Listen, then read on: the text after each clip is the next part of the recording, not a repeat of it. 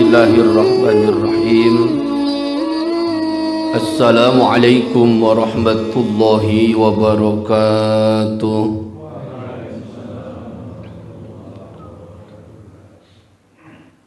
Alhamdulillahillazi an'ama alaina bi anwa'in ni'ami wa lataifil ihsan wa faddalana ala sa'iri khalqihi bi ta'limil ilmi wal bayan. Allahumma salli ala sayyidina Muhammadin al-mab'usi bi khairil milali wal adyan wa ala alihi wa sahbihi buduri ma'alimil ilmi wa syumusi awalimil irfan. Amma ba'd, faya ibadallah, usi nafsi wa iyyakum bi taqwallah faqad fazal muttaqun.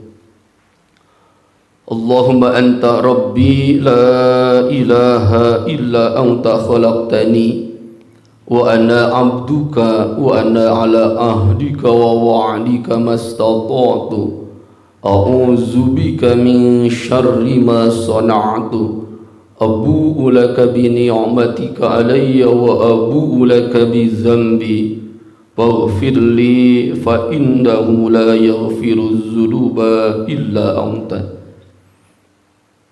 Kalamun qadimun la yumallu sima'uhu tanazzaha an qawli wa fi'li wa niyatin bihi nashtafi min kulli da'i wa nuruhu dalilun li qulubina hina jahlina wa hayratina faya rabbana matti'na bisirri hurufihi wa nawwir bihi qulubana wa sam'ana wa maqlatana. Hadratul kiram wal muhtaram, seluruh jamaah yang hadir pada kesempatan pagi hari ini, puji dan syukur kita panjatkan kehadirat Allah subhanahu wa ta'ala. Salawat dan salam senantiasa dilimpahkan kepada junjungan kita baginda Nabi Muhammad sallallahu alaihi wasallam, kepada keluarganya, sahabatnya dan seluruh pengikutnya hingga hari kiamat. Alhamdulillah, pada pagi hari ini kita bersama-sama berkumpul di Masjid Uswatun Hasanah untuk bersama-sama beriktikaf, melaksanakan sholat subuh berjamaah dan dilanjutkan dengan bersama-sama kita mengkaji Al-Quran. Mudah-mudahan ini menjadi amal ibadah yang diterima oleh Allah subhanahu wa ta'ala. Amin ya Allah ya Rabbal Alamin. Sebelum dilanjutkan kepada kajian tafsir Al-Quran, yang mana pada pagi hari ini sama-sama kita menyimak Al-Quran surah Al-Alaq, surah yang ke-96. Tentunya permohonan maaf yang sebesar-besarnya kalau nanti yang disampaikan ada kesalahan, mohon untuk langsung diingatkan. Surah Al-Alaq ini wa tusamma suratul qalam. Selain dinamakan surah Al-Alaq, Al-Alaq ini artinya segumpal darah. Ini akan dijelaskan nanti dalam ayat yang kedua. Selain dinamakan surah Al-Alaq, Surah ini dinamakan juga watu sama surat Al-Qalam, dinamakan surah Al-Qalam karena lafaz Al-Qalam ini disampaikan Allah nanti dalam ayat yang keempat. Juga surat ini dinamakan surah Iqra. Kenapa dinamakan surah Iqra? Karena awal kalimat daripada surah ini dimulai dengan kalimat Iqra. Inilah nama-nama yang masyhur yang dicatat oleh para mufasir berkaitan nama untuk surah ini. Bisa dinamakan surah Iqra, dinamakan surah Al-Alaq, ataupun dinamakan surah Al-Qalam. Dan tentunya yang paling masyhur yang sama-sama kita ketahui, surah ini biasa dinamakan dengan surah Al-Alaq.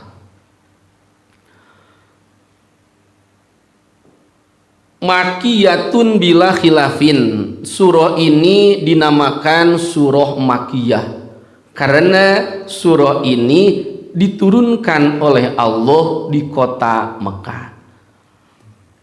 Untuk surah Al-Alaq ini wa ayatuha tis'a asyara ayatan, ada 19 ayat yang disepakati. Wa kalimatuha isnatani wa tis'una kalimatan, ada 92 kalimat. Wa urufuha mi'atani wa samanuna arfan, dan juga kalau kita baca dan hitung huruf yang ada pada surah ini, kita yakini jumlahnya adalah 280 huruf. Mi'atani wa samanuna harfan, ada 280 huruf.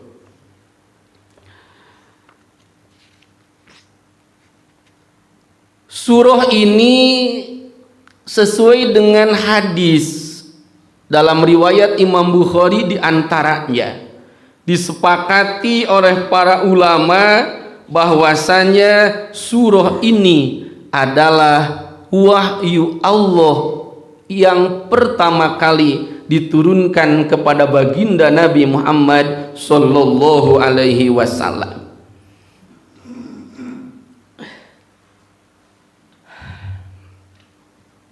Ja'a fi sahihil ahadis annan nabiyya sallallahu alaihi wasallam. Jadi saya akan menjelaskan berkaitan dengan asbab nuzul sebelum nanti kita jelaskan per kalimat, per surah, per ayat daripada surah Al-Alaq ini. Sama-sama kita telaah dan juga kaji berkaitan tentang asbabun nuzul, karena pernah disampaikan Al-Quran ini selalu ada asbab nuzul, ada sebab turunnya ayat ini. Ja'a fi sahihil ahadis, disampaikan dalam hadis-hadis yang sahih, annan nabiyya, sesungguhnya baginda Nabi Muhammad sallallahu alaihi wasallam, kana ya'ti ghara Hira'in, baginda Nabi ini datang ke Gua Hira, yang sama-sama kita kenal Gua Hira ini. Yata'abbadu fihil layali zawatal adad, beliau datang ke Gua Hira untuk melaksanakan ibadah. Yata'abbadu fil layali zawatil adad, melaksanakan ibadah pada malam harinya zawatil adad, dengan hitungan waktu yang cukup lama. Nanti akan dijelaskan berapa lama baginda Rasul beribadah di Gua Hira. Summa yarji'u ila Khadijata, lalu beliau pulang menuju istri tercintanya yaitu Sayyidah Khadijah. Fayatazawwadu limisli'a, datang kepada Sayyidah Khadijah untuk meminta perbekalan. Fayatazawwadu lail limisli hatta paja al wahyu wa huwa fil ghar, Suatu ketika datanglah wahyu Allah ketika baginda Rasul sedang berada di Gua Hira. Idja'ahul malak, tiba-tiba datanglah seorang malaikat. Faqala lahu ikra. Malaikat ini menyampaikan kepada baginda Rasul, ikra, bacalah. Jamaatul kiram yang dirahmati Allah, perlu sama-sama kita pahami, baginda Nabi ini dikenal dengan sebutan al-ummi. Mohon maaf, perlu diluruskan, banyak orang yang menyampaikan al-ummi ini artinya bodoh. Ini adalah makna yang sangat keliru. Dan makna sebenarnya daripada al-ummi adalah laisa biqari'in wala katibin. Baginda Nabi ini bukanlah laisa biqari'in, orang yang membaca, wala katibin, dan juga orang yang suka menulis. Yang tidak membaca dan tidak menulis ini tidak diartikan seorang yang bodoh. Karena sering saya baca, kebanyakan mengartikan al-ummi ini adalah orang yang bodoh. Dan pagi hari ini sama-sama kita luruskan, al-ummi artinya adalah laisa biqari'in wala katibin, tidak menulis dan tidak membaca. Kenapa baginda Rasul tidak menulis dan tidak membaca? Nanti akan sama-sama kita pahami. Seandainya baginda Rasul dia seorang penulis dan pembaca, nanti akan disalahartikan bahwasanya Al-Quran ini adalah karya baginda Rasul, dan itu adalah pemahaman yang salah. Wa ma yantiqu anil hawa in huwa illa wahyu yu'a. 100% setiap ayat huruf yang ada dalam Al-Quran ini, wa ma yantiqu anil hawa in huwa illa wahyu yu'a, semuanya adalah wahyu Allah subhanahu wa ta'ala. Saya lanjutkan dalam tadi disampaikan, tiba-tiba datanglah seorang malaikat. Nanti malaikatnya akan dijelaskan dalam hadis ini. Siapa malaikat tersebut? Dia datang kepada baginda Rasul, lalu kalimat yang disampaikan malaikat itu, ikra, bacalah. Faqala, lalu baginda Rasul menjawab, ma ana biqari'in. Ma ana biqari'in, saya bukan orang yang membaca. Ini tentunya akan menjadi pemahaman dan pendalaman baginda Rasul yang tidak membaca dan tidak menulis. Bisa dikatakan mungkin untuk saya sendiri, bahasanya untuk kita tidak bisa membaca, tidak bisa menulis, bukan untuk baginda Rasul. Tiba-tiba disuruh bacalah. Qala ma'ana biqari'i. Qala, malaikat ini kembali menyampaikan ikra. Fa'akhadha usaniyan fagotta'u hatta balago minul ju'd. Malaikat tersebut menyampaikan kembali agar baginda Nabi membaca. Fa'akhadhahu, dirangkullah baginda Nabi. Fagotta'u, didekaplah baginda Nabi.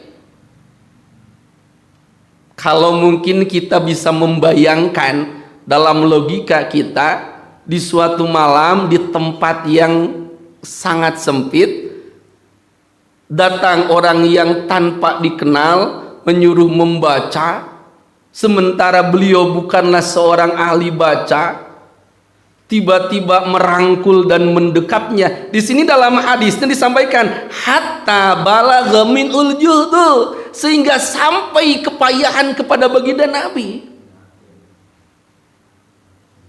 Sesuatu hal yang baru, tanpa dikenal, dalam kondisi situasi yang sangat berbeda, tiba-tiba disuruh membaca, tidak ataupun bukan ahli membaca.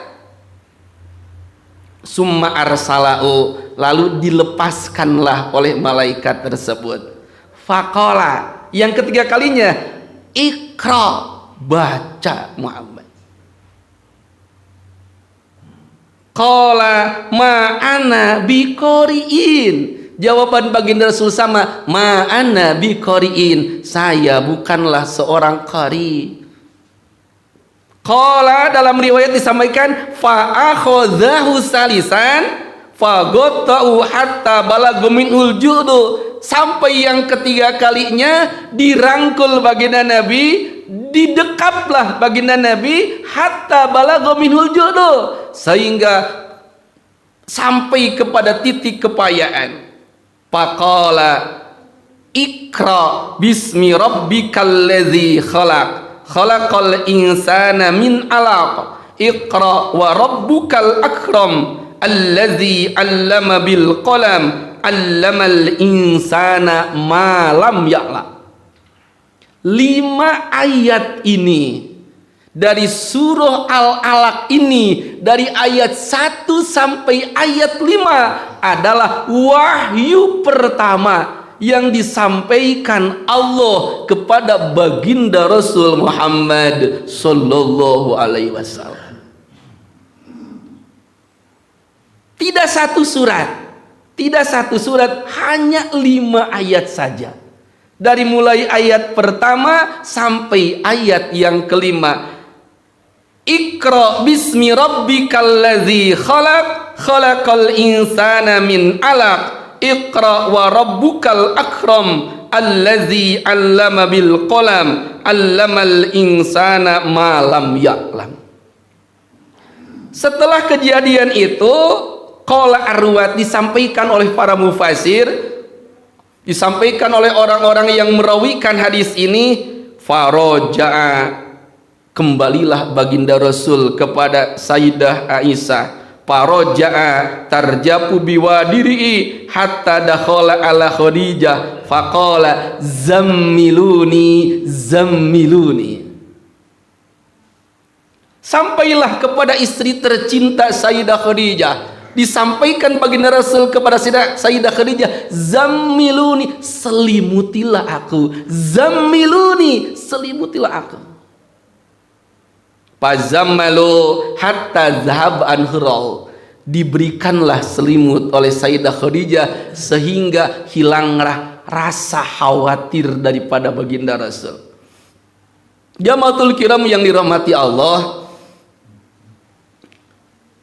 Fa'akhbaro Khadijatal khobar, lalu ditanya baginda Rasul oleh istrinya, apa yang telah terjadi padamu? Tidak seperti biasanya engkau kembali ke rumah dengan keadaan takut dan khawatir. Summa qala qad khasyitu ala nafsi, dijawab baginda Rasul, qad khasyitu ala nafsi, aku teramat takut, qad khasyitu ala nafsi. Faqalat lahu kala abshir fa wallahi la yuzinukallahu abadan. Seorang istri yang benar-benar mencintai baginda Rasul, yang sangat memperhatikan suaminya, ketika baginda Rasul dalam keadaan sangat takut, maka jawaban daripada Sayyidah Khadijah, kala abshir, jangan seperti itu, abshir, berbahagialah engkau. Fa wallahi la yuzinukallahu abadan, demi Allah tidak akan Allah memberikan keprihatinan kepada kamu. Innaka latasilur rahim, sesungguhnya engkau adalah latasilur rahim, orang yang senantiasa menjalin silaturahmi. Wa tasdukul hadis, engkau adalah orang yang sangat jujur ketika berkata.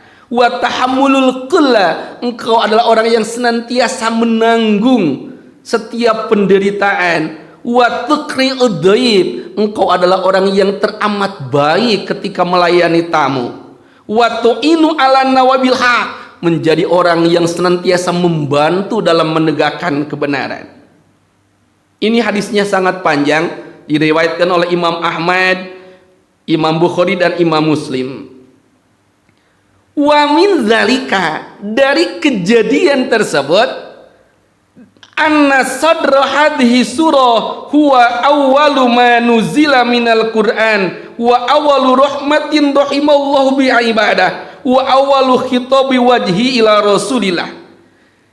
Dengan 5 ayat ini, dengan 5 ayat daripada surah Al-Alaq ini dijelaskan awwalu ma nuzila minal Qur'an, ini adalah pertama kali diturunkannya Al-Qur'an. Wa awwalu rahmatin, rahmat pertama yang diberikan Allah kepada hamba-hambanya. Wa awwalu khitabu wajhi ila Rasulillah, dan juga khitaban pertama, deklarasi daripada Allah Subhanahu wa taala, pengangkatan baginda Rasul sebagai seorang nabi.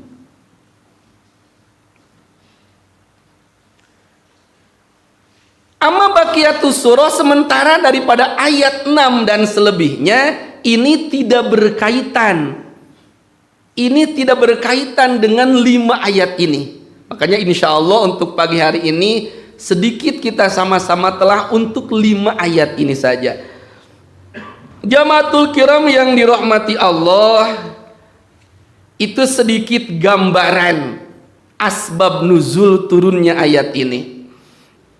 A'udzubillahis samiil alimi minasyaitonir rajim. Bismillahirrahmanirrahim. Iqra bismi rabbikal ladzi khalaq. Barangkali yang membuka Al-Qur'an ataupun membuka handphone bisa sama-sama dilihat terjemahnya, dan apabila ada yang salah mohon untuk langsung diingatkan. Iqra bismi rabbikal ladzi khalaq. Sama-sama kita kaji tafsir daripada ayat ini. Dalam terjemahnya, bacalah dengan menyebut nama Tuhanmu yang menciptakan.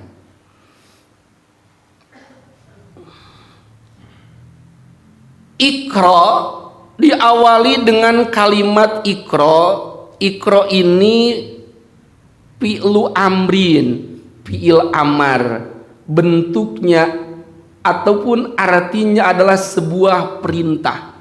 Iqra, bacalah. Ketika ada perintah bacalah, maka tentu harus ada yang dibacanya. Dalam tafsirnya di sini jelaskan Iqra ay ma yuha ilaika ya Muhammad. Bacalah apa yang telah diwahyukan kepadamu ya Muhammad. Wa an Aisyata, disampaikan daripada Sayyidah Aisyah, awwalu mabtudi'a bihi Rasulullah minan nubuwah, fase pertama sebelum pengangkatan baginda Nabi menjadi seorang nabi, hina aradallahu bihi karamatahu wa rahmatallah ar-ru'yas sholihah. Ini sebelum kepada Iqra ini diawali dengan ar-ru'yas sholihah. Baginda Rasul selalu bermimpi. Kana la yara ru'yan illa ja'at kafalakis subhi. Sebelum turunnya wahyu ini diawali daripada mimpi-mimpi, dan mimpi ini selalu benar.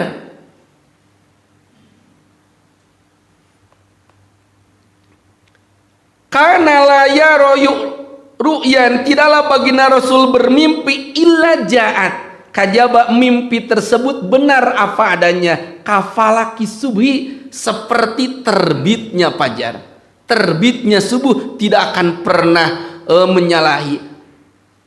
Setiap pagi pasti terbit fajar, pasti datang waktu subuh, dan mimpi itu seperti itu adanya. Apa yang dimimpikan baginda Rasul selalu terjadi. Wa inna mamtudi'a, kenapa sebelum wahyu diturunkan diawali dengan mimpi? Li alla yafjahul malakul ladzi wa Jibril birisalah, agar ketika nanti malaikat Jibril datang memberikan wahyu, baginda Rasul tidaklah kaget. Li alla yafjah, karena yang akan diterima baginda Rasul, yang akan dihadapi baginda Rasul sesuatu hal yang sangat besar. Agar tidak menjadi kaget, maka diawali dengan mimpi-mimpi yang benar. Fala tatahammalul quwwatul basyariyah. Seorang manusia biasa tidak akan mampu, tidak akan kuat menerima wahyu ini. Fa iza kanat mudatu ru'yah wa kanat mudatu ru'yah sitata asyhur. Mimpi ini berjalan selama 6 bulan. Kita sama-sama hitung. Kita sepakati bersama, Iqra ini turun kepada baginda Rasul pada bulan Ramadan, tanggal 17, yang kita suka peringati dengan istilah nuzulul Quran. Sebelum Ramadan itu selama 6 bulan diawali dengan mimpi-mimpi. Makanya fa idza kanat mudatu ru'yah dzalikal adad, seandainya bilangan mimpi tersebut adalah 6 bulan, yakunu ibtidauha bi syahri Rabiul Awal, maka dipastikan permulaan mimpi ini diawali pada bulan Rabiul Awal, pada bulan Maulid, bulan dilahirkannya baginda Nabi Muhammad sallallahu alaihi wasallam. Ini jadi ada keterikatan antara Maulidur Rasul, dilahirkannya baginda Rasul, dengan turunnya wahyu ini. Mimpi ini diawali pada bulan Rabiul Awal. Summa auha ilahi fil yaqdah fi syahri Ramadan. Lalu Allah memberikan wahyu pada bulan Ramadan fil yaqdah, dalam keadaan baginda Rasul yaqdah, terbangun, bukan dalam keadaan mimpi.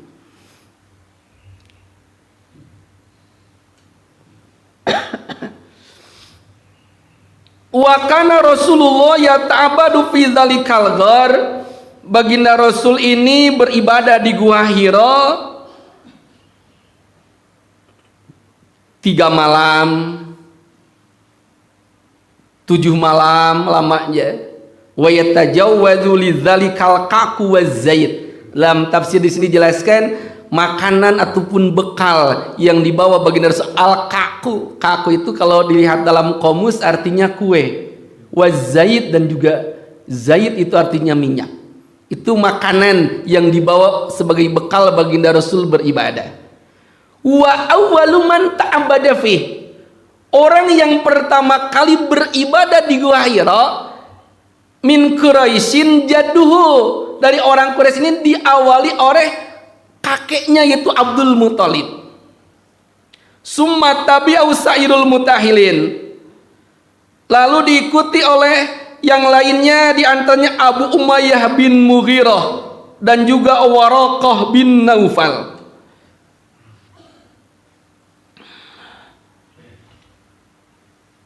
Qalat Aisyah radhiyallahu anha, ja'at malaikatu sahara yaumal isnin.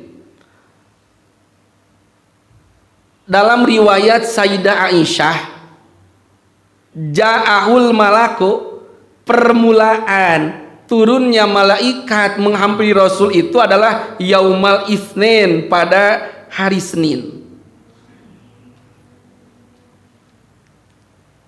Setelah baginda Rasul keluar daripada Gua Hira menerima 5 ayat ini, wa akhadha min ulqadi syari minat tabi'in, dijelaskan di sini bahwasanya hatta idza kana fi minal jabal. Ini melanjutkan cerita tadi, ketika baginda Rasul keluar daripada Gua Hira setelah menerima 5 ayat daripada surah Al-Alaq ini, sami'a sautan yaqul, tiba-tiba baginda Rasul mendengar suara, ya Muhammadu anta Rasulullah wa ana Jibril. Ya Muhammad, anta Rasulullah, engkau adalah seorang utusan Allah, wa ana Jibril, dan saya adalah Jibril. Jadi jelas malaikat yang datang kepada baginda Rasul adalah malaikat Jibril alaihissalam, karena malaikat Jibril ini diberikan tugas khusus menyampaikan wahyu kepada setiap nabi dan rasul.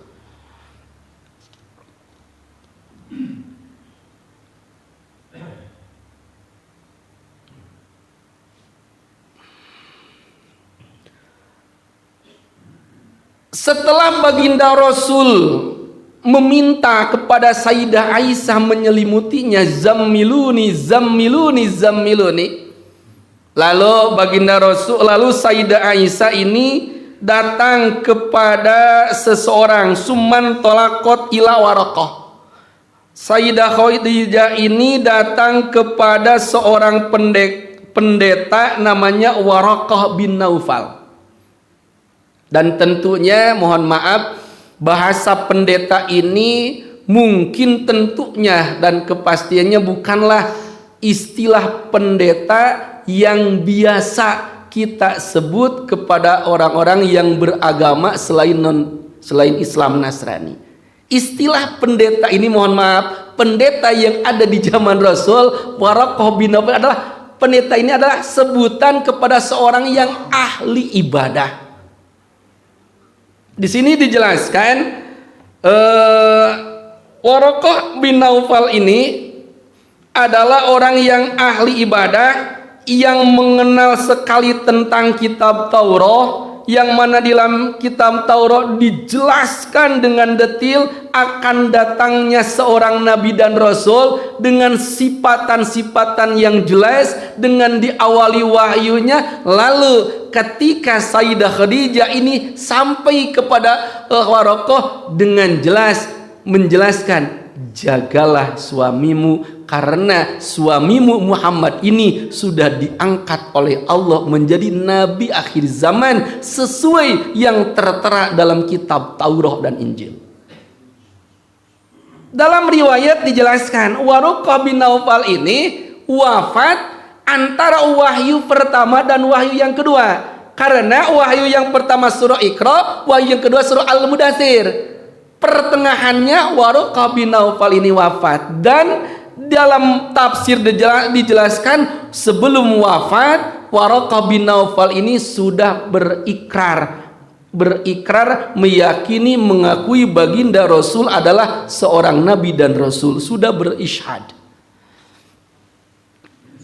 Iqra bismi rabbikal ladzi khalaq.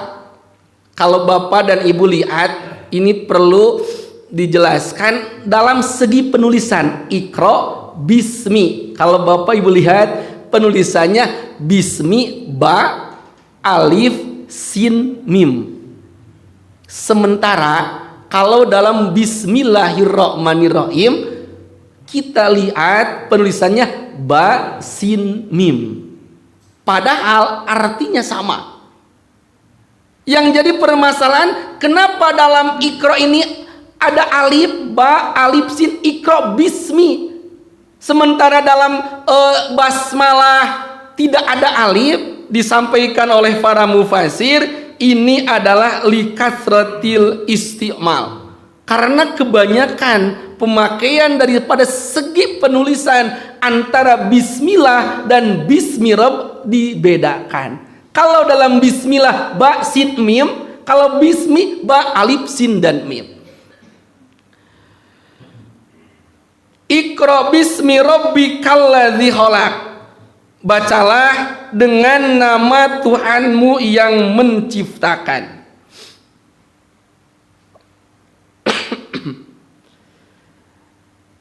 Allazi khalaqa, yang dimaksud dengan lafaz allazi khalaqa adalah Tuhan yang menciptakan. Kenapa dalam sifat yang berkenaan dengan Allah, dengan Rabb ini menggunakan allazi khalaq? Saya sampaikan dalam tafsirnya,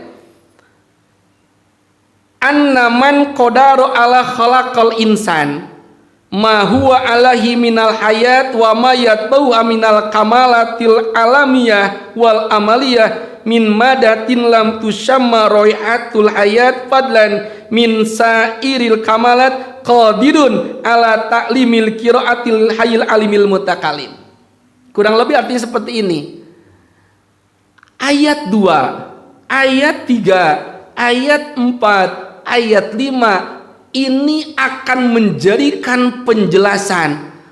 Kalau nanti orang bertanya, apakah baginda Rasul layak menjadi seorang nabi dan rasul sementara beliau adalah al-ummi, tidak menulis dan tidak membaca? Maka dengan lafaz allazi khalaq ini dijelaskan Allah yang maha berkuasa, yang menciptakan segala sesuatu, maka Allah pun berkuasa menjadikan seorang nabi dan rasul, padahal beliau bukan qari, bukan katib, bukan seorang yang ahli membaca ataupun ahli yang menulis.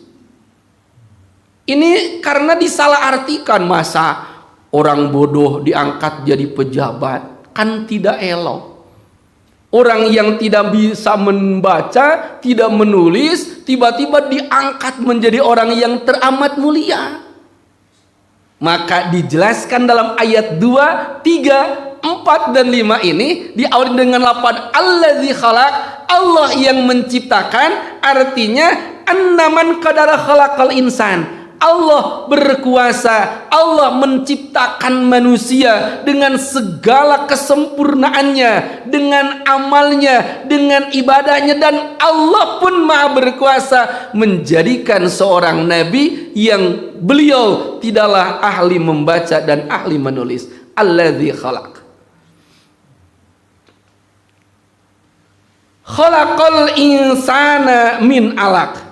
Allah, Dia telah menciptakan manusia dari segumpal darah. Kita semua al-insan diciptakan Allah min alakin, daripada segumpal darah.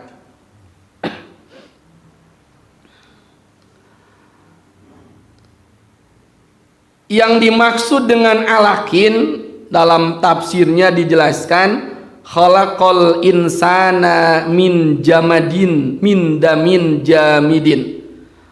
Allah menciptakan manusia min damin, daripada darah jamidin yang keras, ataupun kita istilahnya alakin ini adalah segumpal darah.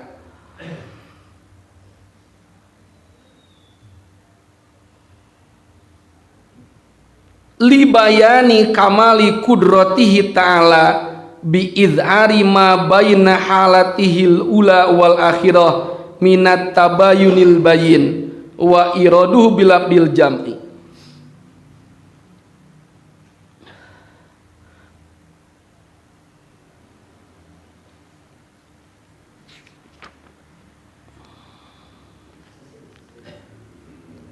Kesimpulan daripada ayat 2 ini, wal khulasatu, kesimpulannya, annaman kana qadiran ala ayyakhluqa minad damil jamidi insanan hayyan natikon yusawidul makhluqatil ardiyah jami'a qadiran ayyaj'ala muhammadan qori'an wa illam yata'allamal qira'ata wal kitabah.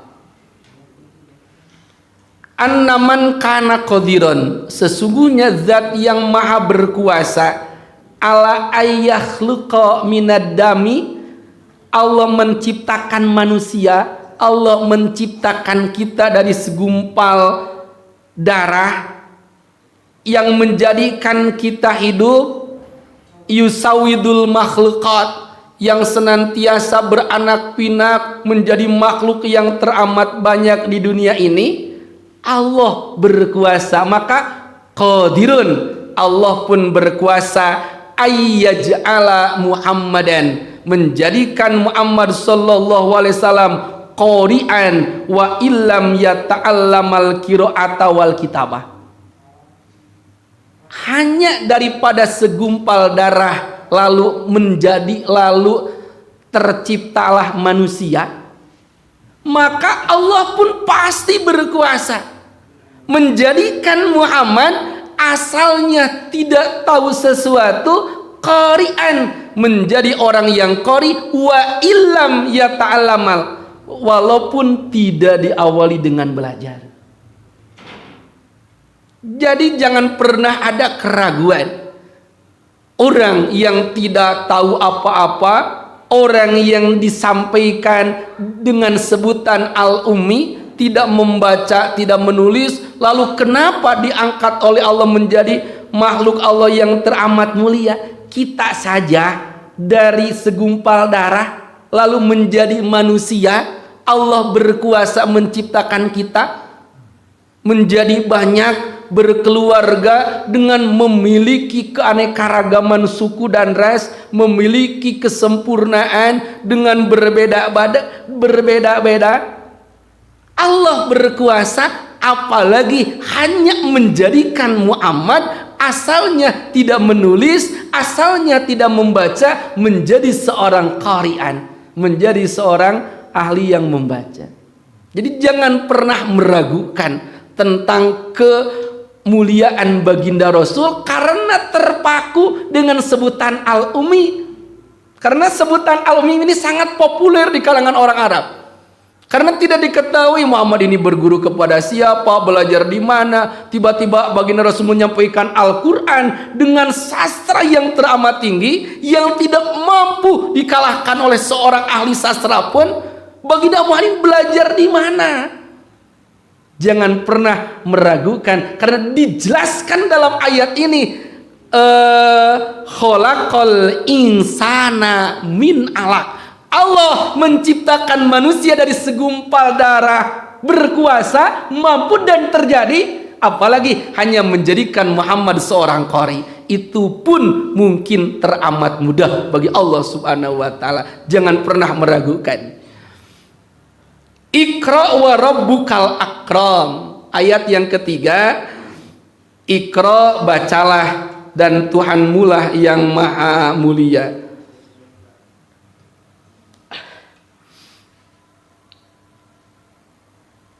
Yang dimaksud dengan al-akram, Iqra, bacalah, wa rabbukal akram, dan Tuhanmu lah yang maha mulia.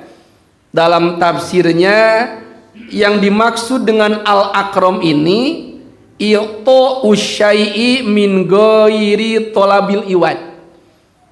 Akram ini, mulia ini, ataupun bisa artinya dermawan. Akram itu adalah i'to uhusyai'a min ghairi talabil iwad, memberikan sesuatu tanpa meminta imbalan. Itu asal kata akram. Yang dimaksud dermawan, yang dimaksud mulia ini asal katanya. Tentunya Allah tidak seperti itu.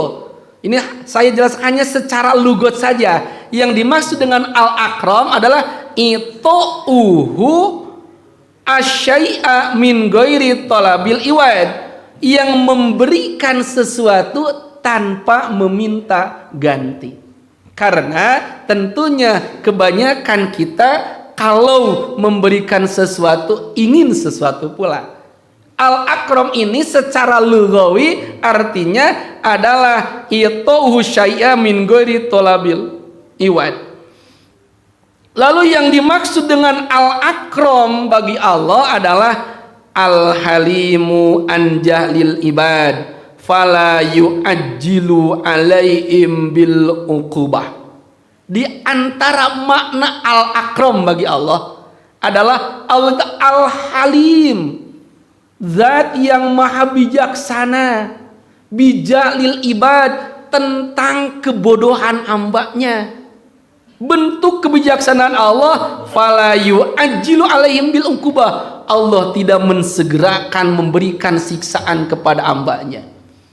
Kalaulah sama-sama kita jujur, kita bukanlah orang yang baik, kita bukanlah orang yang tidak pernah berdosa, tapi sama-sama kita pahami dan rasakan setiap dosa yang dikerjakan manusia tidak langsung diazab oleh Allah Subhanahu wa taala. Itu adalah makna al-akram. Saya sampaikan ulang lagi, al-halimu anjalil ibad fala yu'ajjilu alaihim bil uqubah. Allazi 'allama bil qalam, ayat yang keempat. Mohon maaf nanti kalau terlalu lama, mohon diingatkan. Pak Ustadz, berapa? 3 menit lagi ya. Allazi 'allama bil qalam, Allah itu adalah yang mengajarkan manusia bil qalam, dengan pena.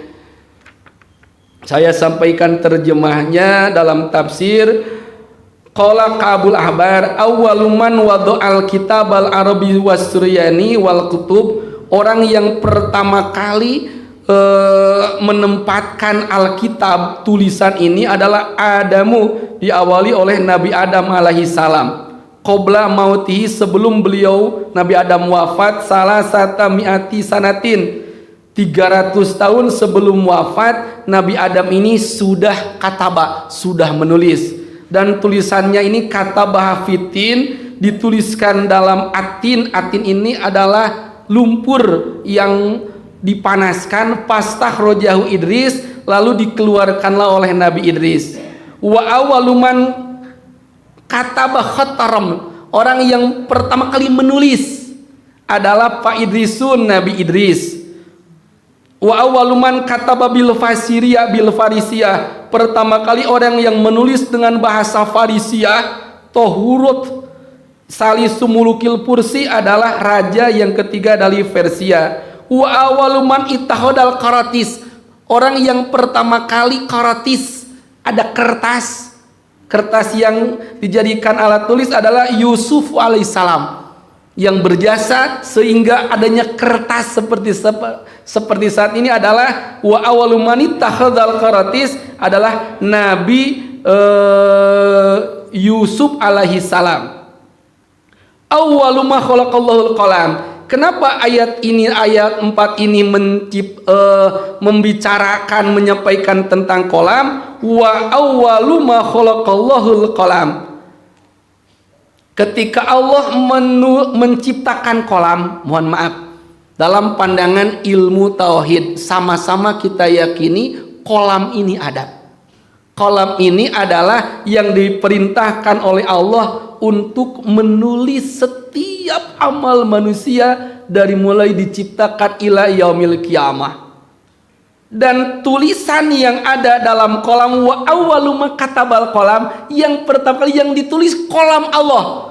Kolam Allah adalah ana at-tawabu atubu ala man taba. Saya ada ana at-tawab. Allah adalah at-tawab, zat yang maha pengampun. Atubu ala man taba, akan memberikan ampunan bagi orang-orang yang bertaubat.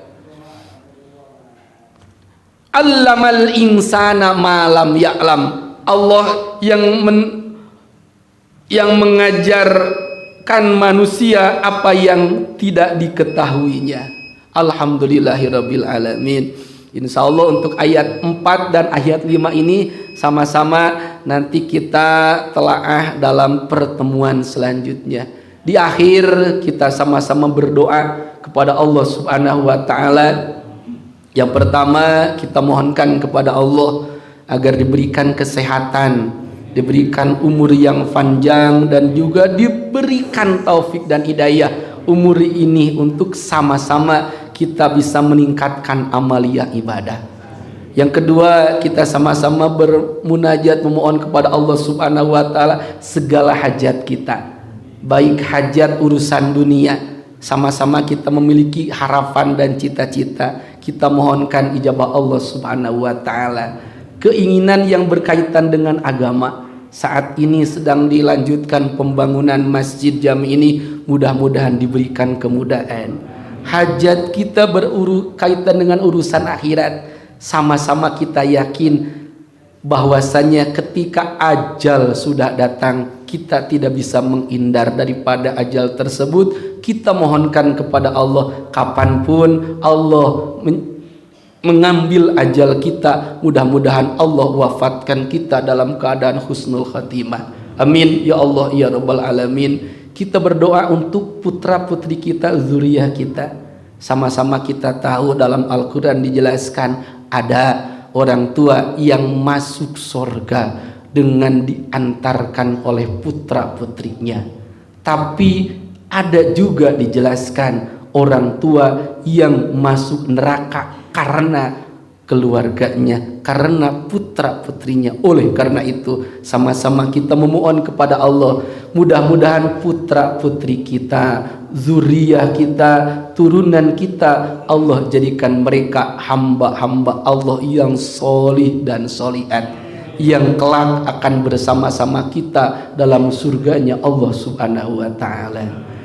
Segala keinginan kita, hajat kita mudah-mudahan dikabul Allah Subhanahu wa ta'ala. Dan yang terakhir, barangkali saat ini ada keluarga kita, tetangga, sahabat kita yang ada dalam keadaan sakit, kita doakan mudah-mudahan secepatnya Allah berikan kesembuhan seperti sedia kala. Amin ya Allah ya rabbal alamin. Ala hadhihi niyatil mazkurah wa bi kulli niyatin sholihah bisirril Fatihah. A'udzu billahi minasyaitonir rajim. Bismillahirrahmanirrahim. Alhamdulillahi rabbil alamin. Ar-Rahmanir-Rahim. Maliki yaumiddin. Iyyaka na'budu wa iyyaka nasta'in. Ihdinas siratal mustaqim. Siratal ladzina an'amta 'alaihim ghairil maghdubi 'alaihim waladdallin. Mohon dimaafkan atas segala kekurangannya. Akhirul kalam. Wassalamualaikum warahmatullahi wabarakatuh.